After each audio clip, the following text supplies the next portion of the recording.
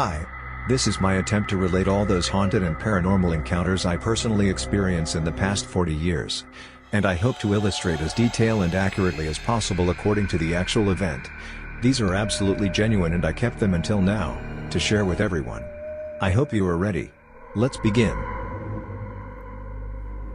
In the last episode, my nightmare returns.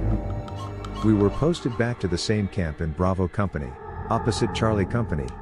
One day after returning to base camp from our exercise, after washing our vehicle. Once the last vehicle has finished washing, cleaning up the washing bay begins. As the mud may clog the drainages, the majority of the mud needs to be scooped up, and transferred to a designated area, waiting for the external vendor to dump them away. The designated area to dump our mud was right underneath some bamboo trees, down via a slope from the washing bay to our miniature shooting range. Unless there is someone using the range, it's literally pitch dark in that area. As I am pushing my wheelbarrow toward the dumping area, I can see a person standing still underneath the bamboo tree. I can only see the dark shadow through the faint moonlight. The person remained motionless standing there as I approached my buddy, who is frantically shoveling the mud into the pile. As I shouted to my teammate, asking who was the person standing behind him, he ran. And I learned later that there wasn't anyone except him at that moment. To avoid anyone bumping into the same incident again, our officer agreed that we only clear the mud in the daytime from then onwards. However, words and fears started spreading across the entire camp. During rest time, one of our favorite venues is the canteen. A place where we buy some snacks, sodas, and cigarettes. Usually operated by an outside civilian. And, the canteen operator will probably be the most knowledgeable person with regard to the history of the camp. And they are usually very friendly and like to talk a lot. This is what he says. Many years ago, there was one signed on tank sergeant. He was a compulsive gambler and lost lots of money. Even his army pay is not enough to support his habit. He started borrowing money from everybody, and eventually from the loan sharks. But he couldn't pay even when the loan sharks kept harassing his family. Finally, he dares not go home and hides inside the camp most of the time. But the loan sharks never give up, every day waiting and loitering outside the gatehouse. He starts coming here and drinks a lot, but he never pays. He was so drunk most of the time that he cannot perform his duty. He was demoted, and charged, and sent to detention, and I heard, even his wife ran away. Later one day, the guards on duty patrol found him hanging on the bamboo trees near the miniature range. Some others say, the sergeant may be still roaming around the tank shed at night too. That's why the tank shed lights were kept on all night all the time. However, our training continues. Now, we even have to support attachment exercises to other battalions.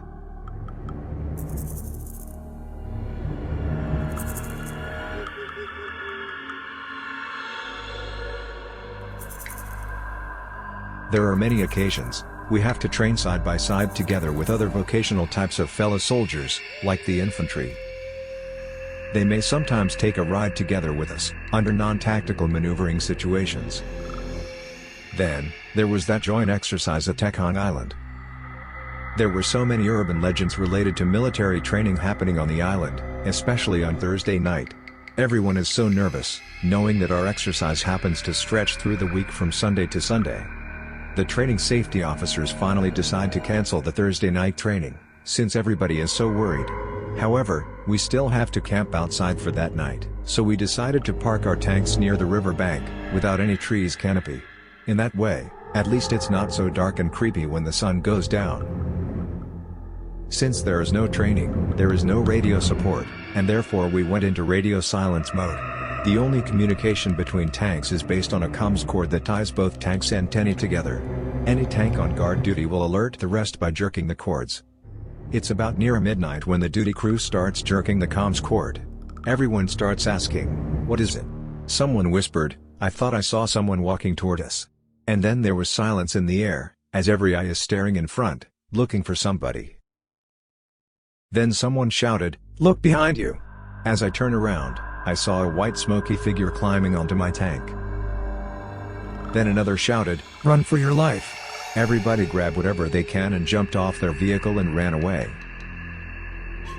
Unfortunately, I stepped onto a large rock and sprained my ankle when I jumped down from my vehicle.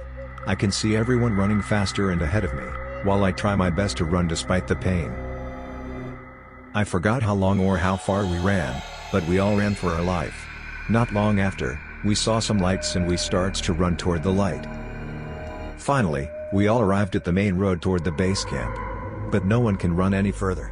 So we decided to stay put and wait till sunrise. It was nearly 5:30 in the morning when the safety officer's jeep arrived. He figured out something went wrong when he couldn't get anyone when we supposed to break the radio silence at 5 a.m. After we explained to the safety officer what happened, he decided not to press any charges against us. And since it was about sunrise, we decided to walk back to our vehicle. We completed the exercise for the rest of the day. We don't have much time to discuss amongst ourselves what happened that night, what we saw, who shouted to run. All we wanted is to finish our maintenance and get away from that place as soon as possible. We left Tekhong Island with fear and doubts. The chill still runs up my spine whenever I think about it. I never felt my life so threatened before. How come we can still see them when we have so many of us?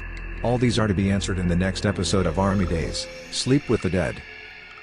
If you like the content of this video, please click on the like and subscribe buttons.